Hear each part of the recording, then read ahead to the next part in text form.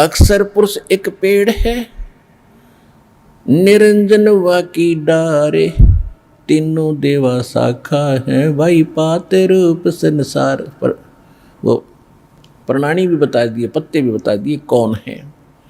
जैसे जमीन से बाहर जो पोर्शन, जो भाग दिखाई देता उसको वृक्ष कहते हैं, और जमीन से तुरंत बाद जो मोटा पोर्शन है, मोटा पार्ट है उसका, ट्री का, वृक्ष का, तो उसको तना कहते हैं। तो तना तो समझ लो अक्षर पुरुष है,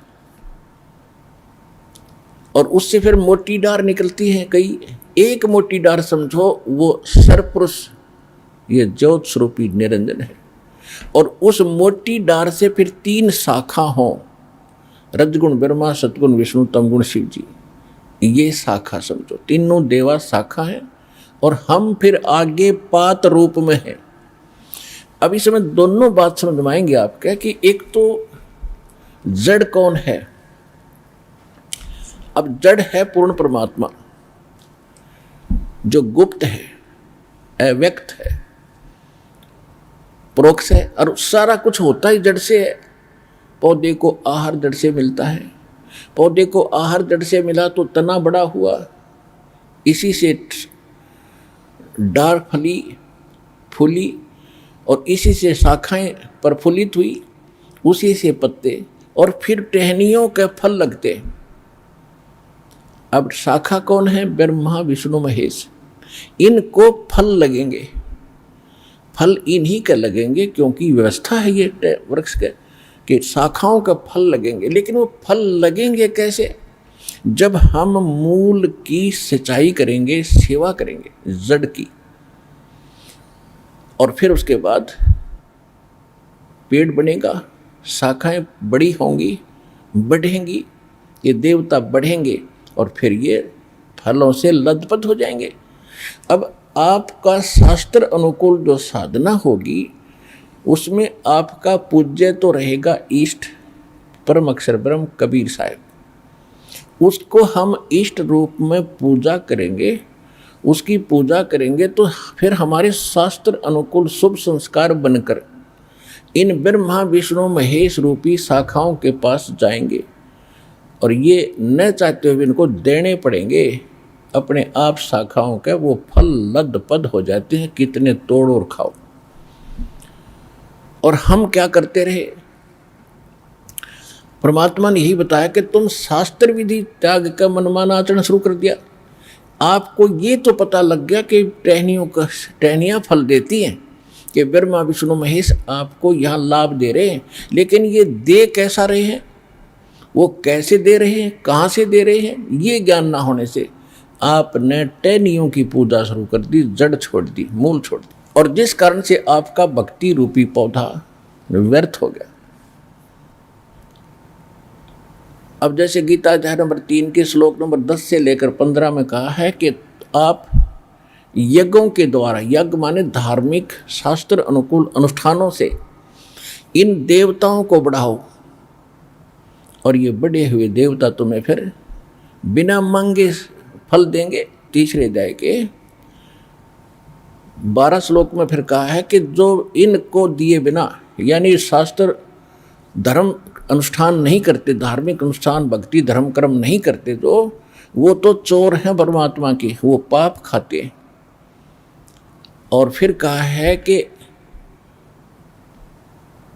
तीसरे अध्याय के 14 और 15 श्लोक में एक निर्णय दिया है कि यहाँ जो भी कर्म करोगे वैसा ही फल मिलेगा, और ये कर्म आपको लगे यहाँ काल के लोक माने से 21 ब्रह्मांड, यहाँ 7 संग ब्रह्मांड वो अक्षर पुरुष के, इन सब में इंसान को किया कर्म ही मिलता है।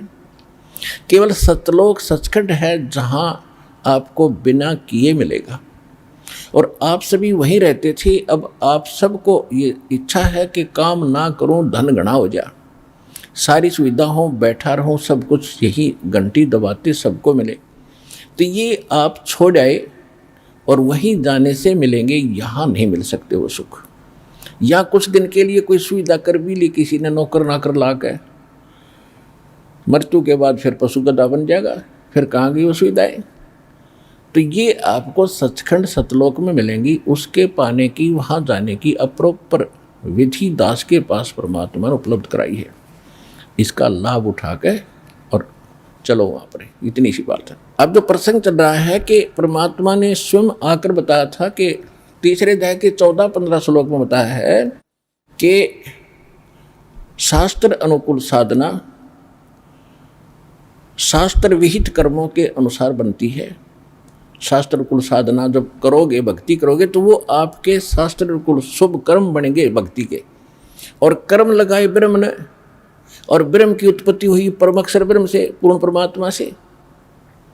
और जो परम अक्षर ब्रह्म को इष्ट रूप में, मूल रूप में पूज्य मानकर सभी धार्मिक अनुष्ठान करता है, तो उसको वो कंप्लीट लाभ होता है, वो पूर्ण जानकार है। यानी हमने उस इष्ट को, उस पूर्ण परमात्मा को इष्ट रूप में मानकर अनुष्ठान करने चाहिए, तब हमारे शास्त्र अनुकूल साधना बनेगी। और शास्त्र अनुकूल उन कर्मों का फल देंगे ब्रह्मा विष्णु महेश ही, और विशेषकर विष्णु जी, क्योंकि इसको यहाँ का ये फल देने का ये इंचार्ज बना रखा है। और हम सुनते आते थे जैसे कर्म करेगा वैसे फल देगा भगवान, बिल्कुल सही है। तो कर्म ही आप गलत कर रहे थे, फल भगवान खाक देगा, फिर ये ब्रह्मा विष्णु महेश कह देंगे।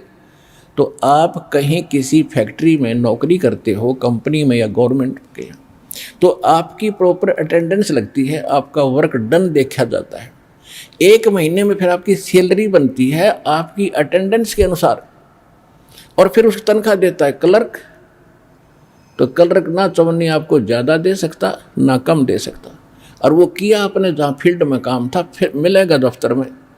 इसी प्रकार समझ लेना कि शास्त्र अनुकूल साधना जब आप करोगे, वो शुभ शास्त्र अनुकूल शुभ संस्कार भक्ति के आपके बने, तो फिर वो फल ये ब्रह्मा विष्णु महेश रूपी क्लर्क ही देंगे आपको, और नहीं दे सकता। यहाँ का इंचार्ज है। पुण्यात्माओं, हम अपने बच्चों को और स्वयं भी शिक्षा के लिए कितना तवज्जो देते हैं, कितना महत्व देते हैं। और लगभग 16 वर्ष बच्चा पढ़ता है, 16वीं करेगा, 16 पढ़ा, उसके बाद M.Ed, B.Ed या कोई ट्रेनिंग करता है, तो 20 वर्ष हम अपने बच्चों को, बेटा बेटियों को फ्री छोड़ देते हैं कि बेटा आप पढ़ो और अपना जीवन सफल करो। तो कितना सिलेबस पढ़ते हैं, ट्यूशन भी लगाते हैं, ना जाने दिन रात लगे रहते हैं, तब जाके कोई सफलता मिलती है।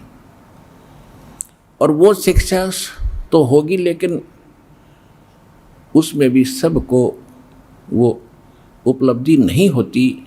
10% ही को कोई नौकरी, कोई व्यवसाय प्राप्त होता है, अन्यथा 90% अपना वही दैनिक कार्य करते हैं, उनको लाभ भी ना हुआ। और इस अध्यात्म मार्ग की जो साधना और प्रयत्न है, मजदूरी, ये कभी विफल नहीं जाएगी। इससे आपके संस्कार भी शुभ होंगे, आपके जो कर्म में ना लिखा होगा शुभ, वो भी मालिक देगा इन शुभ कर्मों से, इस जन्म में भी स्टार्ट कर देगा। तो इसके लिए हमने अब नए सिरे से इतनी ही तवज्जो इस अध्यात्म मार्ग को समझने के लिए देनी पड़ेगी। इसके लिए परमात्मा ने इतनी सुविधा कर दी है कि कलम तोड़ दी, प्रोजेक्टर बनवाए, चैनल बनवाए, एक चिप बनवा दी, एक मेमोरी कार्ड छोटा सा, इसमें 10-10, 40-40 घंटे का सत्संग सुन सकते हो। जब भी संसारिक कार्य से, पढ़ाई से, जो भी आप जॉब भी कर रहे हो, कोई मजदूरी कर रहा है, तो अवश्य थोड़ा सा समय परमात्मा के ज्ञान को समझने में निकालो। हम अपने प्रत्येक कार्य के बाद बहुत से ऐसे गलत काम करते थे जिनकी कति आवश्यकता नहीं थी। ताश खेलना, कित बैठ कर 10-5 में गप्पे मारना, कित राजनीति की चर्चा करना, या बच्चे पढ़ाई छोड़कर के बाद जो समय मिलता है उसमें फिल्म देखते हैं, तो वो समय व्यर्थ जाता है। उस समय को परमात्मा के ज्ञान सुनन में और इस प्रमाणों को देखकर परमात्मा को जानने में अवश्य लगाए। तो इसके लिए परमात्मा ने ऐसी सुविधा दी है, आसानी से आप समझ सकते हो। क्योंकि गुरु क्या होते हैं, ये आध्यात्मिक टीचर होते हैं। और इस काल ने इसकी इतना प्रारूप बिगाड़ दिया भक्ति का, किसी ने 4 बात सीख ली, वो गुरु बन गया, अटपट खटपट करके लाखों को बर्बाद करके आप भी नरक में, साथ उन घसीट ले गया। तो अब हमने उन गुरुओं को भी पहचानना है जो भक्ति मार्ग ठीक नहीं रखते, तो वो सबसे बड़े अपने जीवन के दुश्मन और साथ में अन्य प्राणियों के भी वो शत्रु सिद्ध होंगे। वो बुरे नहीं है, उनको ज्ञान नहीं है, उनके साथ आपने बदव्यवहार नहीं करना चाहिए, लेकिन कोशिश करो समझाने की। और नहीं मानते हैं, सारा कुछ जानकर भी नहीं मानते, तो वो आदमी अच्छा नहीं है। उसके लिए परमात्मा ने ऑप्शन बता दी है कि जान बूझ साची तजय और करे झूठ तैने, और ताकि संगत है प्रभु स्वप्न में भी ना दे। तो इसे नालायक के पास फिर दोबारा नहीं जाना चाहिए। तो आपको पता है कि सारा ज्ञान समझा दिया और गुरु बना बैठा है और अब भी नहीं मान रहा है, तो इंसान अच्छा नहीं है। वो जो अच्छे इंसान महंत संत हैं वो समझ रहे हैं और यहाँ आकर अपना कल्याण करवा रहे हैं। और उन्होंने अपने चेलों से भी कह दिया भी मेरा मार्ग गलत था, अब वापस चलो। अब जैसे कोई जा रहा है और 10-20 को साथ ले रहा है, आगे उसको कोई मार्ग मिल जाता है कि रास्ता ठीक नहीं है, तो उसकी समझ व्यक्ति की अगर नेक है तो यूँ कहेगा भाई ठीक है वापस चलो, धोखा लग गया, भूल लगी मेरे, वापस चलने में हित होगा। तो फिर भी नहीं मानता है तो आदमी अच्छा नहीं है, उसके पास संपर्क ही ना रखो, तो बैठा रहेगा अकेला, औरों को खराब तो ना करेगा फिर।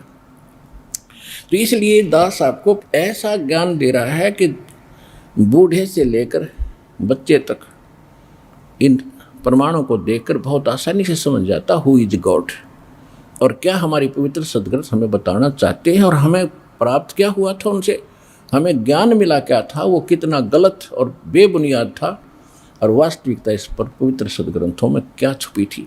और इन्हीं सदग्रंथों का नाम लेकर ये धर्म गुरु हमें ज्ञान बताया करते थे, तो हम सत्य माना करते थे कि जो ये बता रहे हैं वो हमारे धर्म ग्रंथों में लिखा है वो सही है। तो धर्म ग्रंथों में क्या लिखा है अब आपको पता चला, तो अब उन दंत कथा को ना स्वीकार करके अपने शास्त्रों में लिखी सच्चाई को स्वीकार करना चाहिए। इतना सा प्रयत्न, इतना सा ज्ञान है। फेसबुक पर हमारे पेज अमर बोध को लाइक करें और यूट्यूब पर अमर बोध चैनल को सब्सक्राइब जरूर करें। संत रामपाल जी महाराज से निःशुल्क नाम दीक्षा लेने के लिए हमारे इन नंबरों पर संपर्क करें। घर बैठे निःशुल्क ज्ञान गंगा या जीने की राह पुस्तक प्राप्त करने के लिए अपना नाम, पूरा पता और मोबाइल नंबर हमारे इन नंबरों पर SMS या व्हाट्सएप करें।